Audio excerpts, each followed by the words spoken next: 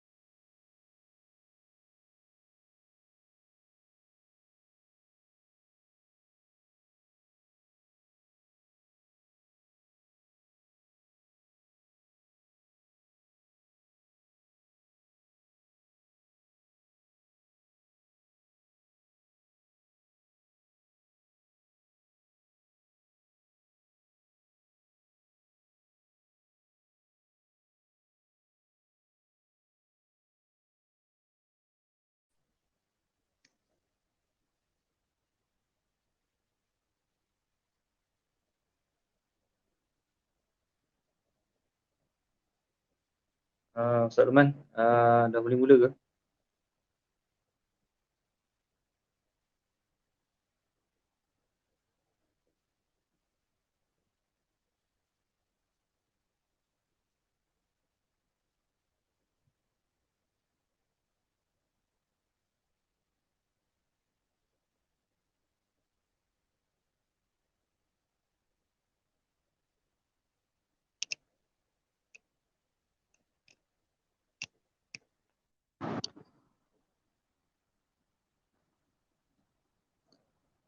Bismillahirrahmanirrahim.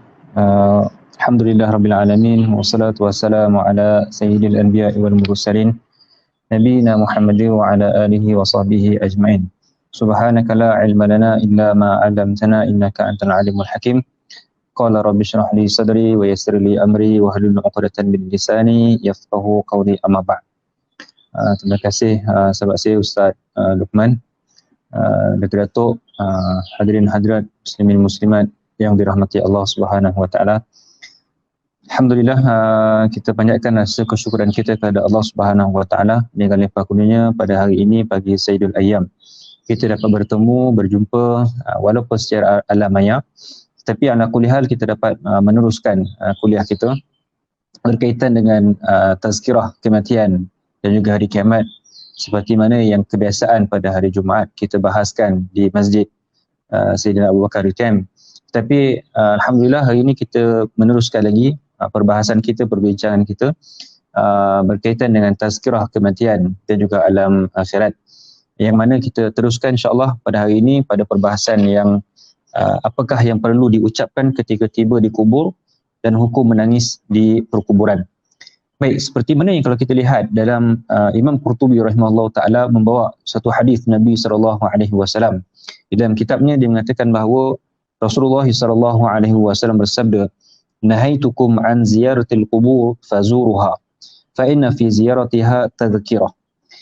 Rasulullah sallallahu alaihi wasallam mengatakan bahawa sesungguhnya dahulu aku telah melarang kamu untuk menziarahi kubur, fazuruha, maka sekarang ini ziarahilah akan kubur. Lalu Nabi mengatakan fa inna sesungguhnya fi ziyaratiha, pada menziarahi akan kubur itu tadhkirah, adanya peringatan. Di sini tuan-tuan perempuan yang dirahmati Allah Subhanahu wa taala, kita melihat pada asalnya memang Nabi SAW melarang, tidak kiralah orang muslimin ataupun orang muslimat, tidak kiralah daripada lelaki ataupun para perempuan, untuk menziarahi kubur memang Nabi SAW tidak benarkan dan tidak izinkan. Maka setelah mana berlalunya beberapa tahun, baginda Nabi SAW memerintahkan kepada sahabat-sahabat Nabi SAW untuk menziarahi kubur. Kenapa? Kerana untuk memberikan pada diri kita sebagai peringatan, yang mana suatu hari kelak tuan-tuan kita akan berada dan kita akan duduk bersama-sama dengan mereka, dan kita akan mendiami rumah-rumah dan kediaman-kediaman yang lebih kurang besar, lebih kurang dalam 7 kaki kali 3 kaki, itu saja. Rumah yang ada di dunia ini adalah dunia yang sementara, ataupun rumah yang sementara yang kita bina, yang kita besarkan rumah kita hari ini tuan-tuan, hanya sekadar untuk kita duduk sebentar saja di dunia ini. Dan yang rumah yang lebih kurang 3 kaki kali 7 kaki itulah yang rumah benar-benarnya yang kita akan duduk, dan mungkin 1000 tahun, mungkin 2000 tahun, mungkin 10,000 tahun, mungkin 100,000 tahun. Berbanding dengan kehidupan kita di dunia ini, rumah yang kita bina, yang kita hiasi lebih kurang dalam 63 tahun, 67 tahun, 70 tahun sahaja. Maka sebab itulah baginda Nabi SAW mengingatkan kepada kita untuk kita sama-sama memberikan peringatan kepada diri kita berkaitan dengan kehidupan yang sementara ini dengan cara kita menziarahi kubur. Banyak cara dan juga kaedah yang baginda Nabi SAW memperlihatkan kepada kita berkaitan dengan untuk mengingatkan diri kita sebagai peringatan, sebagai tazkirah pada diri kita tentang bahawasanya kita akan kembali bertemu dengan Allah Subhanahu wa taala. Dan di antara peringatan yang Allah Subhanahu wa taala berikan kepada kita ni tuan-tuan, seperti mana dalam hadis Nabi SAW, Nabi mengatakan kafa bil mar'i mau'izah, cukuplah bagi seorang itu peringatan, tanda peringatan pada tubuh badan mereka itu. Yang pertama Nabi katakan al-Islam, iaitu adanya Islam. Itu peringatan yang pertama, Nabi katakan Islam. Kenapa Islam tuan-tuan? Kerana Islam inilah yang memandu kita, yang menjadikan hidup kita lebih tersusun, lebih teratur, lebih mengikut apa yang dikehendaki oleh pencipta kita, iaitu Allah Azza wa Jalla. Dan yang kedua yang Nabi SAW mengatakan bahawa asyaib, iaitu uban-uban yang ada pada tubuh badan kita. Ini juga menunjukkan bahawa kita akan bertemu dengan Allah Subhanahu wa taala dalam tempoh yang tidak lama. Maka sebab itulah bila tumbuh uban pada tubuh badan kita, maka ketahuilah bahawa semakin hari umur kita semakin bertambah, itu pun semakin berkurang, dan kita suatu hari kelak kita akan bertemu dengan Allah Subhanahu wa taala. Maka sebab itulah uban ini sebagai ulama katakan tidak boleh dicabut. Kerana apa tuan-tuan? Kerana itu merupakan tanda kepada kita bila kita tengok cermin tuan-tuan. Kita tengok cermin, kita tengok rambut kita makin lama makin putih. Janggut kita makin lama makin putih. Misai kita makin lama makin putih. Itu petanda bahawa Allah Subhanahu wa taala ingatkan kepada kita, hei manusia, bersegeralah untuk melakukan amal soleh kerana kematian akan menjemput kamu dalam tempoh yang akan datang ataupun dalam tempoh yang singkat. Maka sebab itulah Nabi SAW mengatakan bahawa nahaitukum an ziyaratil kubur, aku pernah melarang kamu untuk menziarahi kubur, fazuruha, maka ziarahlah kubur itu. Maka Nabi katakan fa inna fi ziyaratiha tadhkirah, maka sesungguhnya pada menziarahi kubur itu adanya satu peringatan bagi kamu. Maka dalam hadis yang lain Nabi SAW bersabda, man arada ayyazura, barang siapa yang hendak menziarahi kubur, qabran falyazuruh, ataupun menziarahi kubur maka ziarahilah, wala taqulu hajaran, dan janganlah kamu berkata perkataan yang buruk. Maka ini satu tegahan daripada Nabi SAW kepada kita, tuan-tuan, yang mana kita hari ini, tuan-tuan, kita lihat bagaimana ada segelintir, bukan kesemua, ada segelintir ataupun sebilangan kecil di kalangan masyarakat kita ni, tuan-tuan, yang tidak tahu tentang ahkam ataupun hukum hakam dan juga adat ataupun adab untuk masuk ke dalam kubur. Kadang-kadang kita lihat ada sebahagian masyarakat kita ni, segelintir masyarakat kita yang mana masuk kubur dalam keadaan mencaci, dalam keadaan memaki, dalam keadaan menghamun.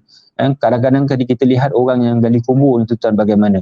Bukan semualah, ada segelintir yang pergi gali kubur, minta maaf saya katakan, menghisap rokok ketika mana menggali kubur, kemudian putus rokok itu dicampak ke kubur yang lain.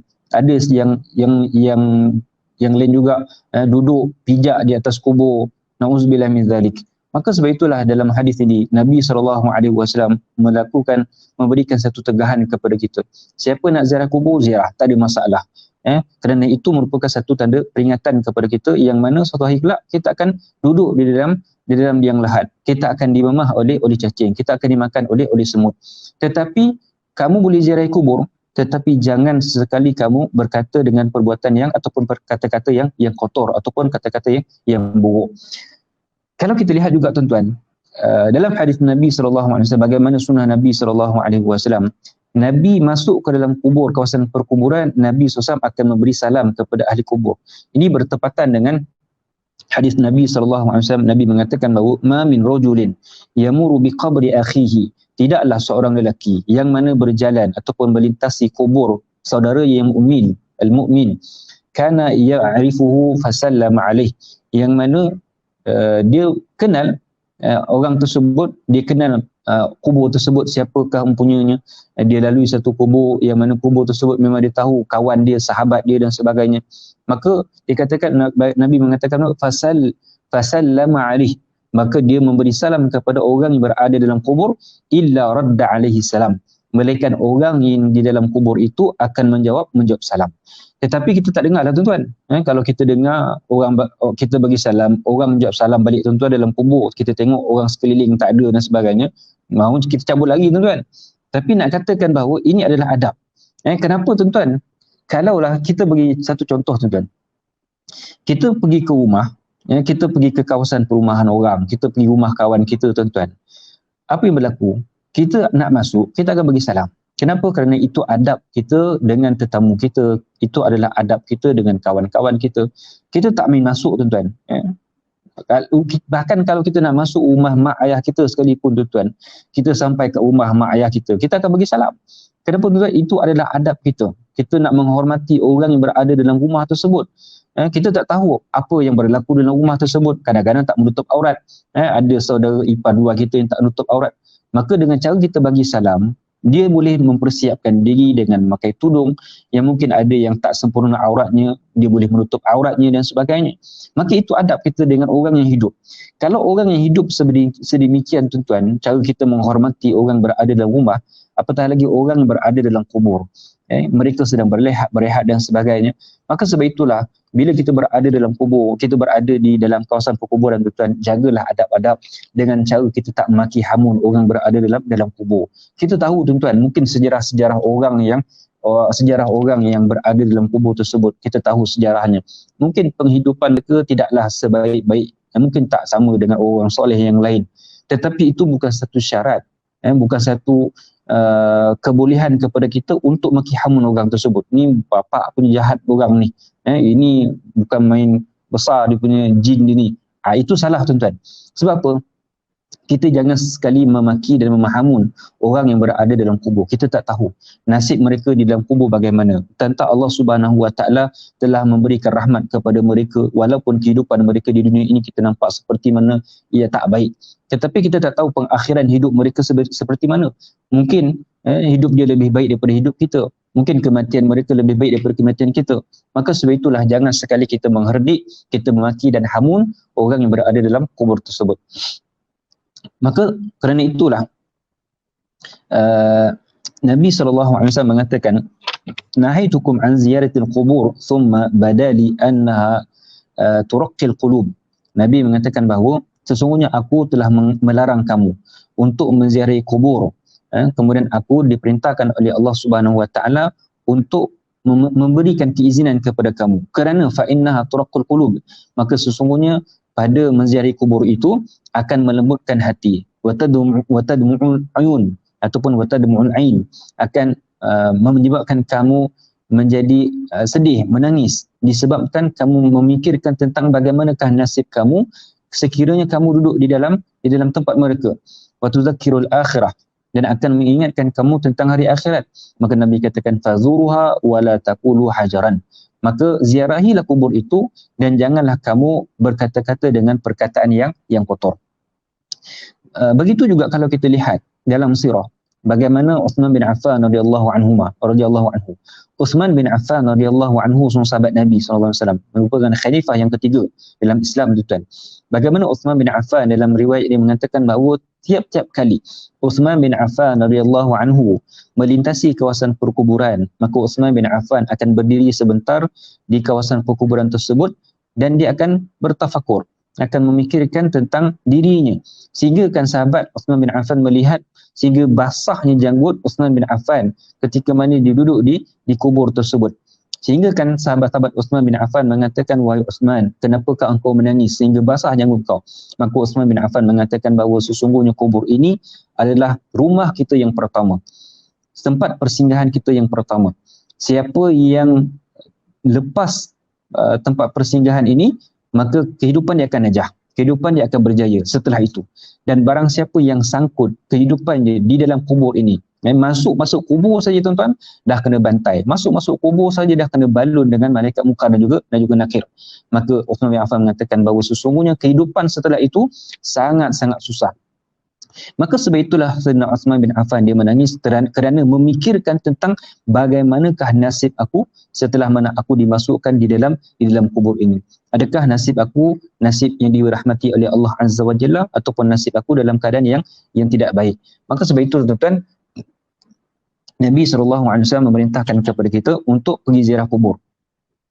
Akan tetapi jangan sesekali kita berkata dengan perkataan yang sia-sia.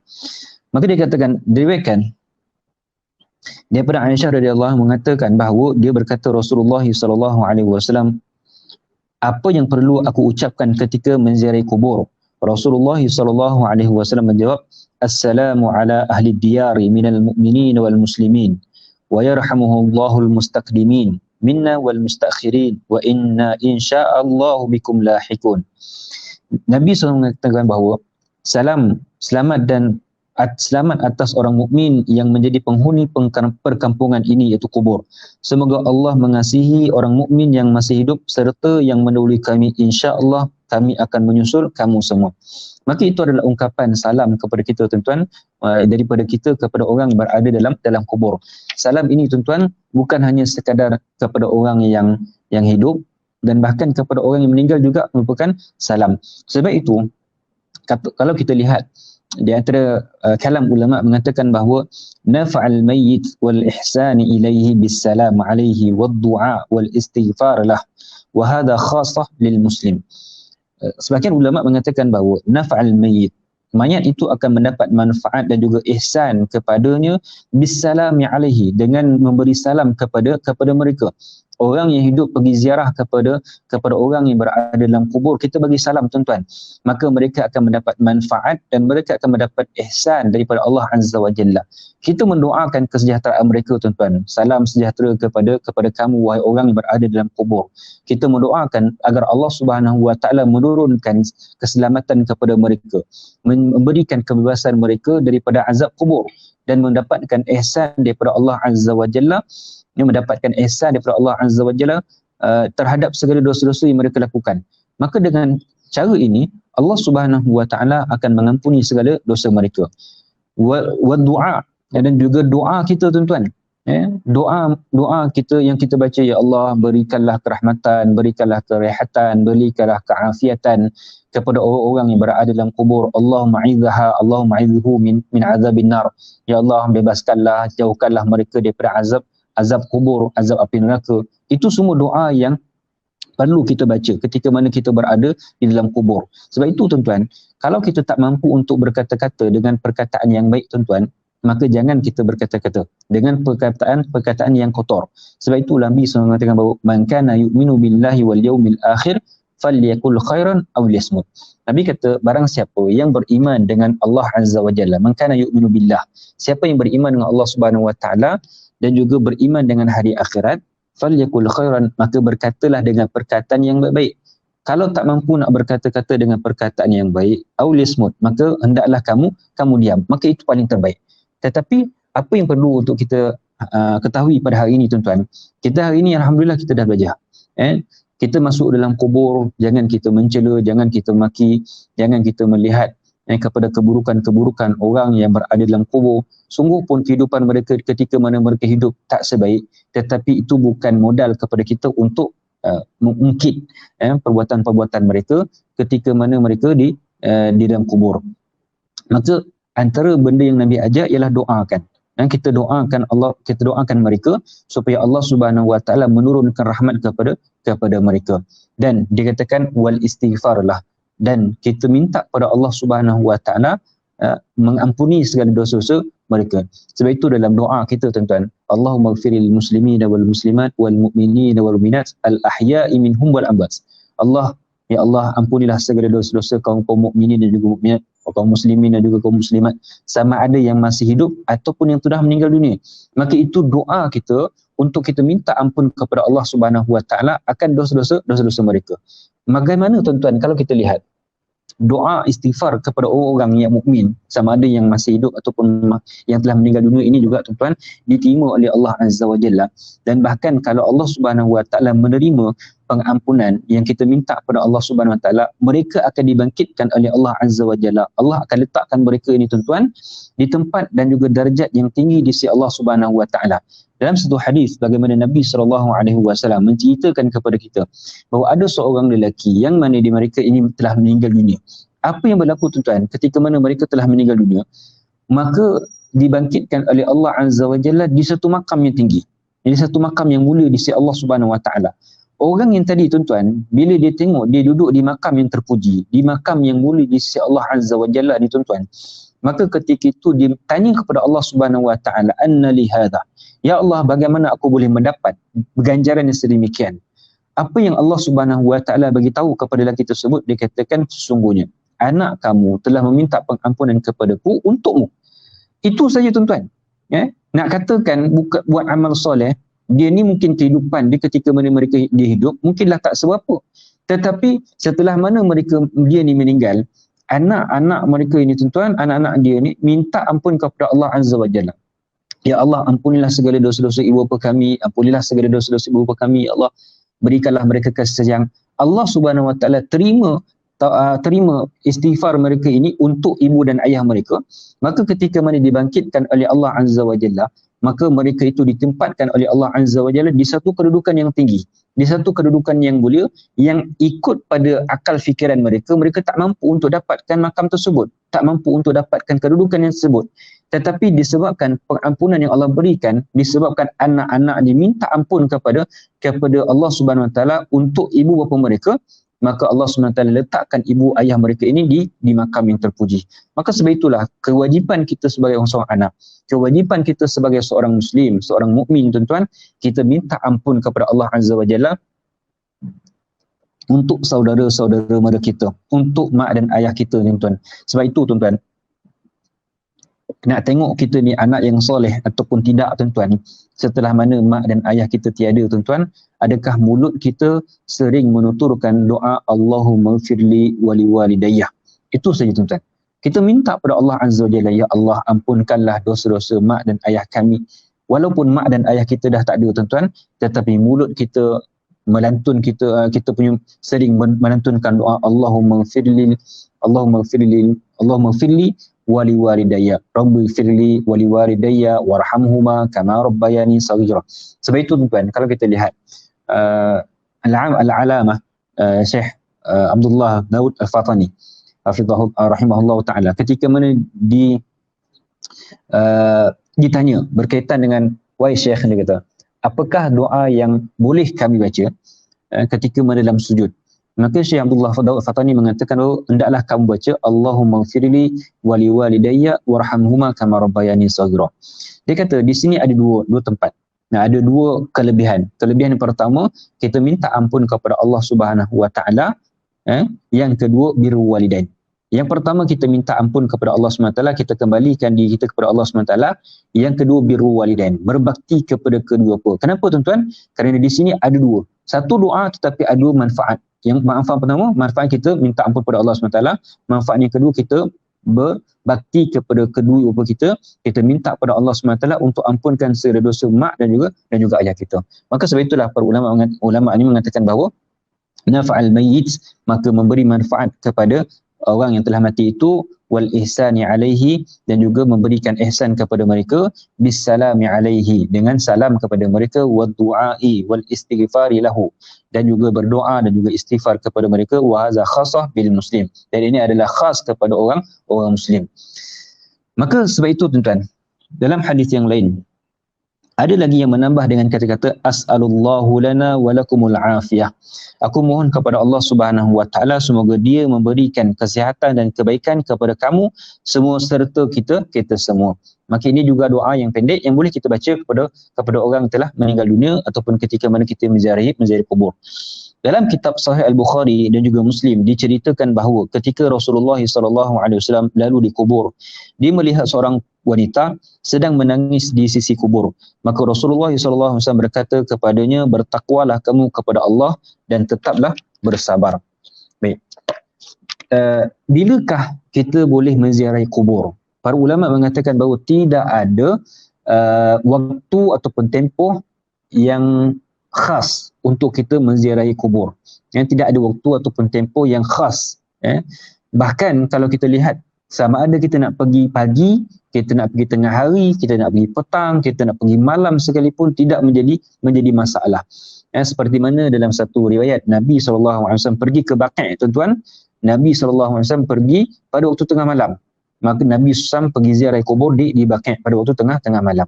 Cumanya masyarakat kita mungkinlah menjadi satu kejanggalan. Yang kita nak pergi ziarah kubur, kau nak pergi mana? Tengah malam ni pergi ziarah kubur kejap. Contohlah orang cakap macam tu tuan. Mungkin tanggapan masyarakat, malam ni waktu yang tak sesuai. Waktu yang tak sesuai untuk ziarah kubur. Bahkan saya pernah juga terbaca berkaitan dengan perbahasan berkaitan dengan ziarah kubur tuan-tuan pada waktu tengah malam. Ada sebahagian di kalangan cendekiawan mengatakan bahawa waktu yang paling baik untuk menziarah kubur adalah waktu tengah malam. Kenapa tuan-tuan? Bagi kita, ziarah kubur waktu tengah malam ni satu benda ataupun satu pengalaman yang menyeramkan. Itu pandangan orang. Kenapa tuan-tuan? Dengan waktu yang sunyi, dengan waktu yang bagai-bagai diuji, macam-macam lah pemikiran-pemikiran kita tuan-tuan. Tetapi masyarakat kita, sebahagian orang Arab tuan-tuan, mereka menziarahi kubur waktu tengah malam. Kenapa? Mereka katakan bahawa dengan cara menziarahi kubur pada waktu tengah malam tuan-tuan, itu lebih menyebabkan efek kepada hati kita. Lebih memberikan kesan kepada diri kita. Kenapa tuan-tuan? Waktu tengah malam, waktu yang sunyi. Orang yang bermuhasabah pada waktu tengah malam ketika mana mereka duduk di kubur tuan-tuan, mungkin mereka akan merasakan satu pengalaman yang sangat-sangat terbaik. Kenapa tuan-tuan? Kita tahu kalau waktu siang kita pergi ziarah kubur dengan kereta lalu lalang, mungkin kubur tersebut tepi jalan, dan kita zoom dengan motor, pram dan sebagainya kan, dia tidak akan memberi kesan yang banyak pada diri kita. Kita sekadar menganggapi bahawa suatu hari kelak kita akan berada dalam kubur. Tetapi dengan waktu tengah malam, dengan mungkin hanya sekadar bunyi cengkerik saja tuan-tuan, maka ketika itu kita katakan mungkin beginilah kesunyian yang lebih teruk lagi. Ketika mana kita berada dalam kubur, kita tak akan dengar apa yang orang cakap, kita tak akan dengar binatang-binatang yang yang dan sebagainya di luar daripada kubur. Kita hanya sekadar dengan diri kita, kita hanya sekadar dengan kegelapan kita, yang waktu malam mungkin kita nampak lampu-lampu. Tetapi pada waktu kita telah berada dalam kubur, lampu kita tak jumpa, cahaya kita takkan jumpa, suara kita takkan jumpa. Bahkan itulah pengalaman orang yang menziyarahi kubur pada waktu tengah malam. Dia akan berikan kesan lebih pada hati mereka. Maka kerana itulah tuan-tuan, sunat untuk kita menziyarahi kubur kerana untuk mengambil iktibar dan juga manfaat kepada diri kita. Dan berkaitan dengan hadis ini, Nabi SAW melihat ada seorang wanita yang menangis di sisi kubur. Maka Nabi SAW mengatakan bahawa bertakwalah kamu kepada Allah Subhanahu Wa Taala. Maka ini Nabi SAW melarang seorang wanita yang meratap, yang mencabik-cabik pakaian-pakaian mereka ketika mana berada di kubur. Dan Nabi mengatakan bahawa tetaplah kamu dengan bersabar. Bersabarlah kamu di atas musibah yang melanda ini. Baik. Perbahasan yang seterusnya tuan-tuan, iaitu berkaitan dengan wanita yang menangis di kubur. Apakah hukum wanita menangis di kubur? Maka dikatakan bahawa di sini, dalam hadis dinyatakan bahawa peraturan yang membenarkan menziyarahi kubur bagi lelaki dan juga perempuan. Ada sebahagian ulama membuat satu membincangkan berkaitan dengan apakah hukum bagi wanita yang menziyarahi kubur. Bagi lelaki tak ada masalah. Bagi lelaki tidak ada istilah haram. Tetapi bagi wanita, setengah ulama dia di sini ada khilaf. Yang pendapat yang pertama mengatakan haram total. Wanita tak boleh langsung ziarah kubur, itu haram. Itu pendapat yang pertama. Pendapat yang kedua dia katakan harus, seperti mana dalam mazhab kita, mazhab Syafi'i, Imam Nawawi rahimahullah, dan dalam yang pendapat yang mu'tamad, Imam Nawawi rahimahullah mengatakan bahawa wanita ini harus untuk menziarahi kubur, tetapi dengan ada beberapa syarat yang telah ditetapkan oleh para ulama dalam membenarkan untuk seorang wanita menziarahi kubur. Antaranya ialah seorang wanita itu tidak boleh adanya ikhtilat, percampuran antara lelaki dengan perempuan. Kat situlah dia bertepuk tampar, kat situlah dia bergambar, kat situlah dia berborak. Maka itu perbuatan diharamkan oleh para ulama. Dan bahkan tuan-tuan, ikhtilat lelaki dan juga perempuan itu tuan bukan hanya sekadar di kubur. Bahkan kalau kita tengok dalam rumah sekalipun, dekat luar daripada kubur sekalipun, dalam kereta, dekat pejabat sekalipun tuan-tuan, haram untuk kita ikhtilat, bertepuk tampar, bercakap perbuatan-perbuatan yang sia-sia. Tidak ada batasan antara lelaki dan juga perempuan. Lelaki duduk kat sebelah, perempuan duduk kat sebelah, kemudian berborak-borak, bergurau-gurau dalam pejabat dan sebagainya. Itu perbuatan yang diharamkan dalam Islam, tak dibenarkan. Bukan hanya sekadar kita berada dalam kubur saja tuan-tuan, bahkan dalam kehidupan harian kita juga, ikhtilat ini juga perbuatan yang diharamkan oleh Islam. Maka itu syarat yang pertama, tidak ada ikhtilat antara lelaki dan juga perempuan. Kemudian yang kedua, dia mengatakan bahawa dengan tidak bertabarus. Maksud tabarus ni ialah memakai pakaian-pakaian yang menonjol, sehingga kan kita tengok bahawa ada lelaki, ada perempuan yang bila datang ke dalam kawasan perkuburan, pakaian itu menyebabkan orang tertarik padanya. Itu nama tabarus. Dan bahkan seperti mana saya katakan juga tadi, bukan hanya sekadar di dalam kubur, bahkan di luar kubur sekalipun, tabarus ini juga diharamkan dalam Islam. Dengan memakai wangi-wangian, kan, dengan memakai pakaian yang menarik perhatian lelaki untuk melihat, dan bahkan dengan fashion-fashion yang tertentu menyebabkan orang memandang, mengalihkan mata dan melihat kepada wanita tersebut. Itu adalah pakaian yang tabarus, menyebabkan orang diharamkan dalam Islam. Maka itu di antara syarat-syarat yang telah ditetapkan oleh para ulama dalam adab seorang wanita untuk menziarahi kubur. Dan bahkan yang ketiga, dia mengatakan bahawa tidak boleh mengangkat suara melebihi daripada kadarnya. Contoh tuan-tuan, ada yang wanita, yang perempuan yang pergi ziarahi kubur sehingga menjerit-jerit, memanggil kawan-kawan, bercakap-cakap sehingga menyebabkan orang lain terdengar percakapan mereka. Ini adalah perkara yang qiltul adab, kurangnya adab ketika mana menziarahi kubur. Maka sebab itulah, kalau andai kata ini berlaku, maka mereka telah melakukan perbuatan haram di dalam Islam, dan mereka ini sepatutnya tidak dibenarkan untuk menziarahi kubur. Maka sebab itulah dalam hal ini katakan, Dalam hadis menyatakan peraturan dibenarkan menziarahi kubur bagi lelaki dan juga perempuan. Hadis tersebut juga menjelaskan bahawa apabila seseorang memberi salam kepada orang mukmin yang telah meninggal, maka salamnya pasti dibalas oleh orang yang meninggal dunia. Tetapi tidak dilarang wanita menangis di kubur. Seandainya menziarahi kubur dan menangis di kubur hukumnya haram bagi wanita, maka Nabi SAW pasti melarang wanita untuk menziarahi kubur dengan muhrimnya atau dengan menggunakan kenderaan. Hadis yang mengandungi larangan bagi wanita untuk menziarahi kubur adalah tidak benar. Dan yang benar adalah iaitu menziarahi kubur dibenarkan bagi wanita, kecuali wanita tersebut memakai perhiasan serta bercakap dengan orang yang bukan muhrimnya ketika sedang menziarahi kubur. Maka dikatakan, aku tidak melarang seorang menangis di kubur kerana merasa sedih atau berharap orang yang telah meninggal dunia tersebut mendapat rahmat. Sebagaimana aku tidak melarang untuk menangisnya ketika dia akan meninggal dunia. Makna menangis di sini menurut orang Arab adalah menangis sewajarnya. Menangis sewajarnya, sekadar kita mengalir air mata, bukan dengan mencabik-cabik pakaian, bukan dengan memukul-mukul pipi, ataupun menjerit-jerit. Kita tengok tuan-tuan, kadang-kadang masyarakat kita bila menerima kematian sahabat-sahabat yang terdekat ataupun ahli keluarga yang terdekat, kadang-kadang kita tahu itu adalah benda yang kita tak mampu untuk kita ungkapkan.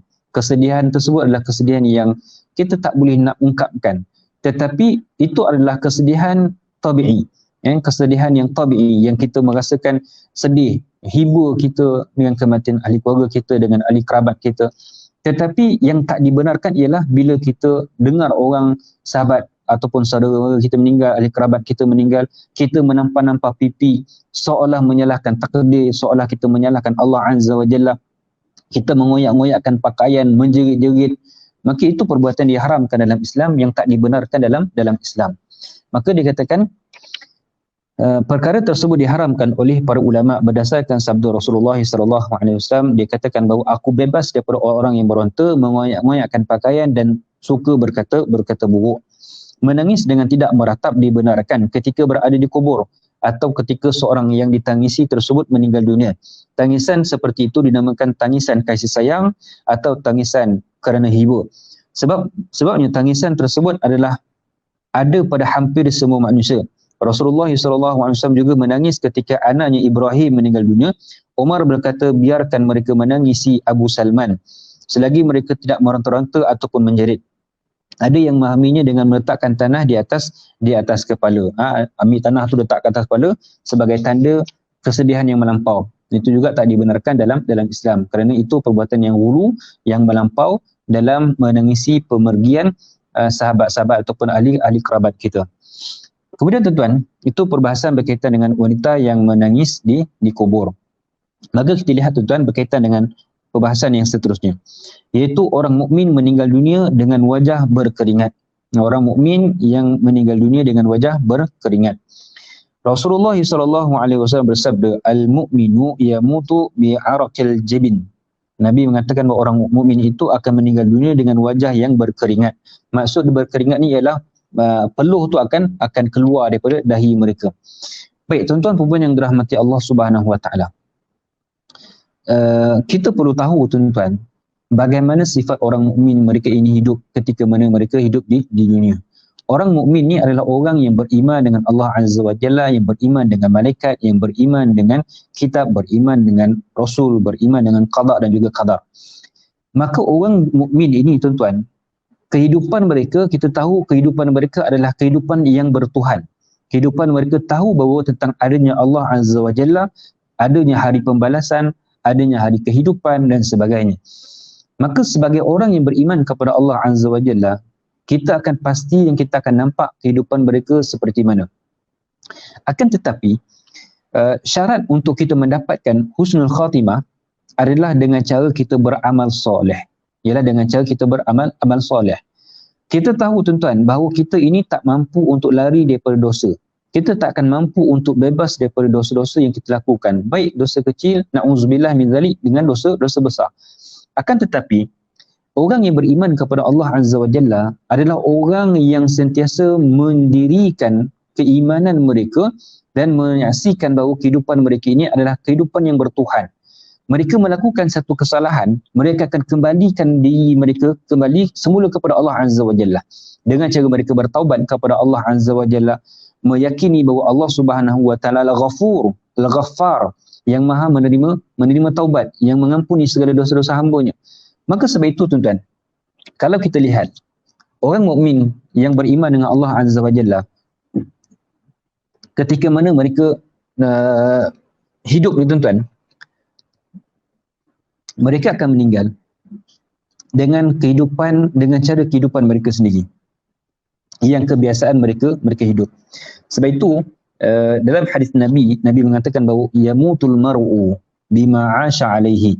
Seorang lelaki itu akan mati, akan meninggal dunia dengan apa yang mereka selalu kerjakan ketika mana mereka hidup. Dan begitu juga dalam satu ungkapan yang lain dia mengatakan matal insan ala ma 'asha alaih.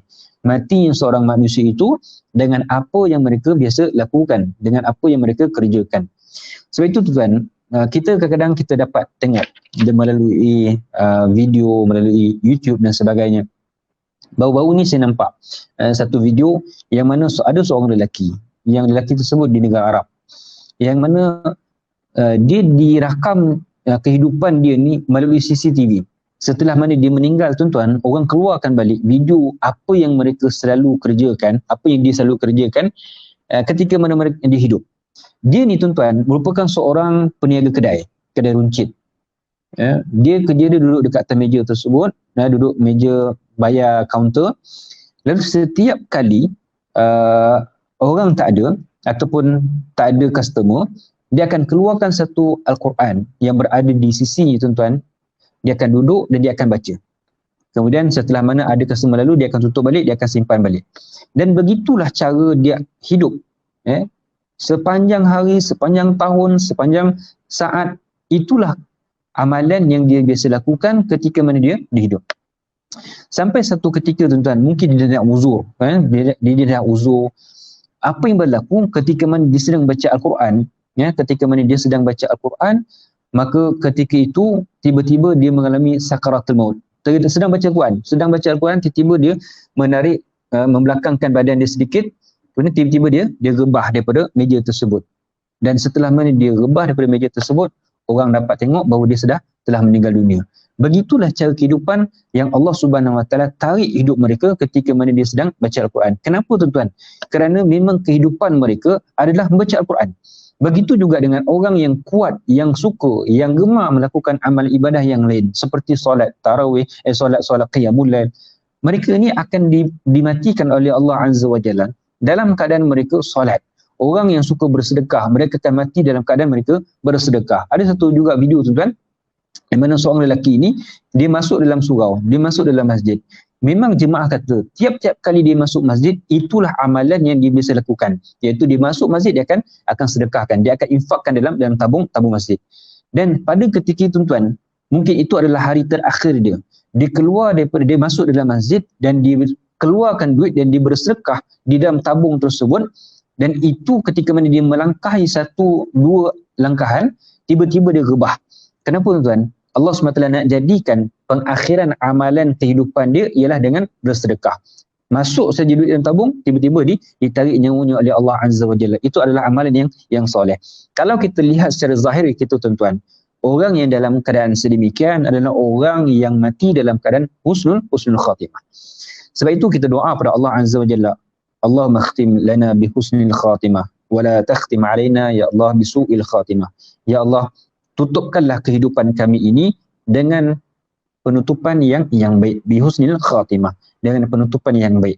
Dan janganlah kamu tutup kehidupan kami ini dengan penutupan yang buruk. Maka na'udzubillah min zalik, kita doalah pada Allah Azza wa Jalla kesempatan yang ada pada hari ini tuan-tuan. Ketika mana kita masih lagi bernafas, ketika mana kita masih lagi bernyawa, yang kita masih lagi diberikan oleh Allah Azza wa Jalla, kehidupan kita, roh kita pada hari ini, sama-samalah kita memperbaiki diri kita. Ini juga teguran kepada diri saya sendiri tuan-tuan. Janganlah kita leka dengan keduniaan. Janganlah kita leka dengan hiburan-hiburan yang melalaikan kita sehingga menyebabkan kita lalai daripada Allah Azza wa Jalla, sehingga menyebabkan kita tak mampu untuk mendapatkan rahmat dan juga kasih sayang Allah Azza wa Jalla. Maka sebab itu tuan, sebahagian ulama dan sebahagian cendekiawan dia mengatakan bahawa 4 golongan yang mendapat redha Allah Azza wa Jalla. Golongan yang pertama adalah orang yang beriman kepada Allah Azza wa Jalla. 4 golongan yang beriman kepada Allah Azza wa Jalla. Kemudian golongan yang kedua, golongan yang memfokuskan untuk beramal ibadah. Golongan yang memfokuskan hanya sekadar untuk mengamalkan amalan ibadah. Kemudian yang ketiga iaitu golongan yang sentiasa berpesan-pesan kepada kebaikan. Dan golongan yang ketiga ialah golongan orang yang berpesan-pesan tetapi dengan penuh kesabaran. 4 golongan ini adalah golongan yang akan mendapatkan redha Allah Azza wa Jalla. Maka sebab itulah nak dapat redha Allah Azza wa Jalla ini tuan-tuan, perlulah untuk kita sentiasa istiqamahkan diri kita dengan amal-amal ibadah, dengan taubat kita kepada Allah Azza wa Jalla. Orang yang beriman kepada Allah Azza wa Jalla nak mendapatkan husnul khotimah ni tuan-tuan, ialah dengan cara kita sentiasa melazimi istighfar kepada Allah Azza wa Jalla. Kita kembali kepada Allah Subhanahu wa taala, kita kembalikan diri kita kepada Allah Azza wa Jalla ni tuan-tuan, Allah Subhanahu wa taala akan pandang kita dengan pandangan kasih sayang. Sebab itu tuan-tuan, saya cukakan buat satu kisah. Kisah ni adalah kisah seorang sahabat Nabi SAW bernama Tha'labah. Bernama Tha'labah. Mungkin saya pernah cerita kepada tuan-tuan, tetapi mungkin belum. Mungkin ada tuan-tuan yang pernah dengar, mungkin ada tuan-tuan yang belum dengar. Tapi ala kulli hal, saya juga cerita kepada ini tuan-tuan sebagai motivasi kepada diri kita.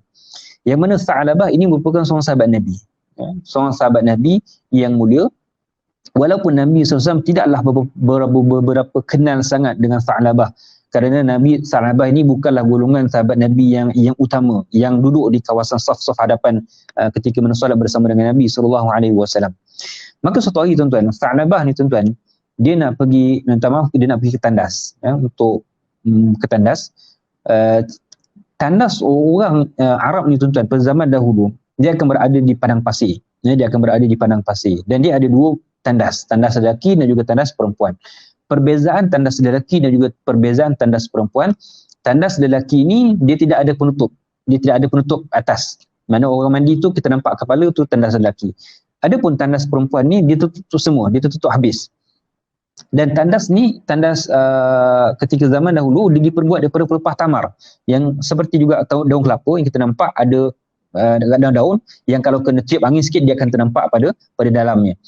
Maka ketika mana Tha'labah ni nak pergi ke tandas, maka dia telah melalui satu kawasan tempat mandi wanita, tandas wanita, yang mana dalam tandas tersebut adanya seorang wanita sedang mandi. Tetapi disebabkan Tha'labah melintasi kawasan tersebut dan ditakdirkan ketika mana dia melintasi kawasan tersebut, maka terlihatlah sedikit saja wanita yang sedang mandi di dalam tandas tersebut. Dia tidaklah dalam keadaan telanjang, tidak. Tetapi dia ternampak sedikit orang sedang mandi dalam tandas tersebut. Lalu ketika mana Tha'labah memandang wanita tersebut, dia merasakan satu dosa yang sangat besar. Ini orang mukmin, dia buat satu dosa walaupun secara tak sengaja. Dia melihat dosa itu adalah seperti mana gunung yang dihempapkan kepala dia. Dihempapkan di atas kepala dia. Adapun orang munafik, dia melihat bila dia buat dosa, dia anggap sebagai dosa itu sebagai nyamuk ataupun lalat yang mana bila ditepis dia akan lari. Itu perbezaan antara orang mukmin dengan orang munafik dalam melihat dosa. Maka Tha'labah ni tuan-tuan, dalam keadaan bila dia dah buat dosa macam tu, dia merasakan bahawa Allah Azza wa Jalla sedang murka kepada dia. Maka dibungkus-bungkus pakaian yang tuan-tuan daripada rumah, maka dilari ke satu gunung yang tinggi di Madinah. Maka dia duduk di dalam gunung, di atas gunung tersebut selama 40 hari 40 malam. Apa yang dilakukan tuan-tuan? Dia solat taubat di situ, dia bertaubat, beristighfar kepada Allah Subhanahu Wa Taala selama 40 hari ini tuan-tuan di atas gunung tersebut. Dia makan di atas gunung tersebut dan dia tak kembali ke Madinah, dia tak kembali ke kawasan Nabi SAW. Sampailah pada hari ke-40 tuan-tuan, Jibril alaihi salam datang kepada Nabi SAW. Dia kata, wahai Muhammad, carilah sahabatmu yang bernama Tha'labah di pergunungan di Madinah. Sahabat Nabi SAW, dia tidaklah kenal sangat dengan Tha'labah. Kenapa tuan-tuan? Biasa Nabi SAW habis solat, Nabi akan berpaling belakang, Nabi akan kenal seorang-seorang sahabat Nabi. Tetapi Tha'labah ni mungkinlah orang yang di belakang-belakangnya, yang tidaklah duduk di hadapan sof hadapan. Tetapi nak katakan imannya Sa'labah ni tuan-tuan, sehingga kan walaupun dia melakukan dosa yang tidak sengaja, kita ni kalau benda yang tak sengaja kita anggap lah tak sengaja tak apa. Tetapi Sa'labah ni dia melihat benda yang tak sengaja itu pun dosa besar bagi dia. Maka dia lari di atas gunung. Maka Nabi SAW arahkan sahabat-sahabat Nabi pergi cari Sa'labah. Bila cari Sa'labah ni tuan-tuan, jumpalah Sa'labah di tengah atas gunung tersebut. Maka ketika mana Nabi SAW tegur Sa'labah, wahai Sa'labah, kenapa ni wahai Sa'labah? Maka Sa'labah katakan, ya Rasulullah, Allah Subhanahu wa taala sedang murka kepadaku. Maka Nabi katakan, sesungguhnya rahmat Allah Azza wa Jalla mendahului daripada kemurkaan Allah Azza wa Jalla. Rahmat Allah Azza wa Jalla lebih luas daripada kemurkaan Allah Azza wa Jalla. Maka ketika itu dia kata, wahai Sa'labah, kenapa ni? Maka diceritakanlah, ya Rasulullah, sekian begini. Lalu Nabi mengatakan, sesungguhnya rahmat Allah Azza wa Jalla amat luas. Maka dia katakan, tak ya Rasulullah, aku tak akan turun, aku tak akan kembali ke Madinah sehinggalah Allah Azza wa Jalla mengampuni segala dosa-dosaku. Bukan hanya sekadar dosa tu sebetulnya, bukan hanya sekadar dosa melihat terpandang wanita yang sedang mandi, tetapi keseluruhan dosa yang dilakukan. Maka ketika mana habis solat di tempat tersebut, maka Nabi SAW tarik kepala Sa'labah ni tuan-tuan, dia nak letakkan di atas paha Nabi. Tetapi apa yang berlaku tuan-tuan, Sa'labah dia elak, dia tarik kepala dia duduk tempat yang lain, dia sandarkan di tempat yang lain. Maka Nabi katakan, wahai Sa'labah, kenapa ni wahai Sa'labah? Maka dia katakan, ya Rasulullah, kepala pun ya Rasulullah banyak dengan dosa. Allah Subhanahu wa taala murka dengan apa yang aku lakukan. Takkan aku nak letakkan kepala aku di atas pahamu ya Rasulullah. Maka tak kala ketika itu tuan-tuan, Nabi SAW ditanya oleh Jibril alaihi salam, maka ketika itu tuan-tuan, Jibril mengatakan kepada baginda Nabi SAW, ya Rasulullah, wahai Muhammad, khabarkan kepada Sa'labah bahawanya Allah Subhanahu wa taala telah mengampuni segala dosa-dosanya yang telah lalu. Maka ketika itu Nabi menyampaikan berita gembira ini kepada Sa'labah. Lalu Sa'labah bangkit tuan-tuan, dia mengatakan Allahu Akbar. Bila dia bertakbir tuan-tuan, bila dah bertakbir, Sa'labah tiba-tiba jatuh. Maka ketika itu Sa'labah meninggal. Lalu Nabi SAW tengok Sa'labah dah meninggal. Lalu Nabi katakan, uruskan jenazahnya. Maka ketika mana hari nak mengebumikan Sa'labah ni tuan-tuan, Nabi SAW berjalan dalam keadaan berjengkit-jengkit. Kakinya terjengkit-jengkit. Lalu sahabat-sahabat Nabi tengok apa yang Nabi SAW lakukan. Lalu sahabat Nabi tanya kepada Rasulullah, ya Rasulullah, apa yang berlaku ya Rasulullah? Kami melihat kamu berjalan dalam keadaan berjengkit-jengkit.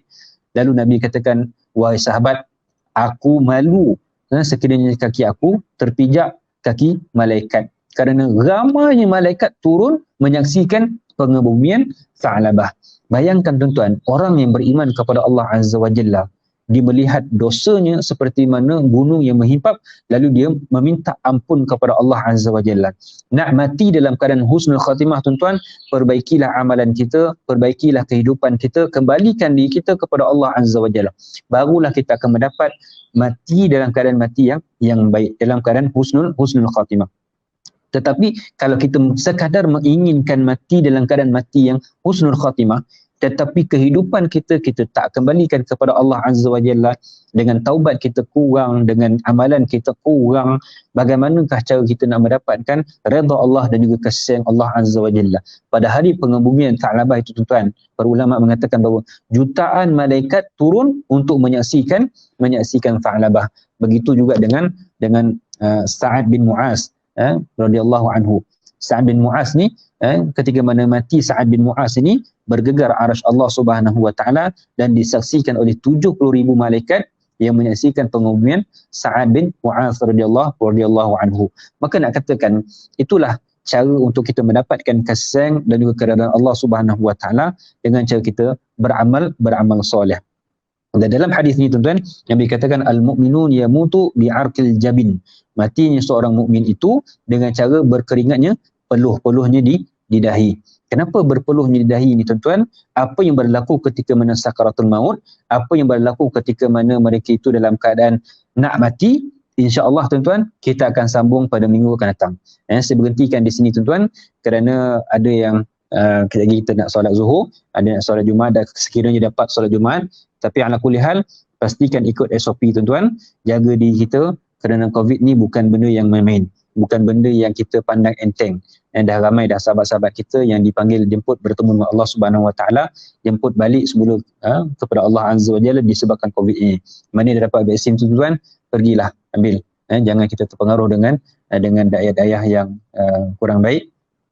Kita sahut cabaran, kita sahut galakan daripada pihak kerajaan dan juga pihak-pihak berkuasa kerana mereka lebih mengetahui tentang kebaikan dan juga vaksin ini yang mampu untuk mencegah kita punya penyakit ini, dan sama-samalah kita menjaga diri kita, jangan keluar tak menentu hala dan sebagainya.